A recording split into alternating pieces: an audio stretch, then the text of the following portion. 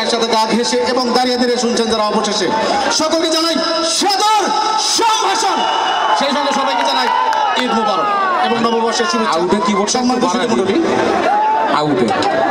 আপনারা দেখছেন আজকে মনে সাংস্কৃতিক অনুষ্ঠান। আসলে আমি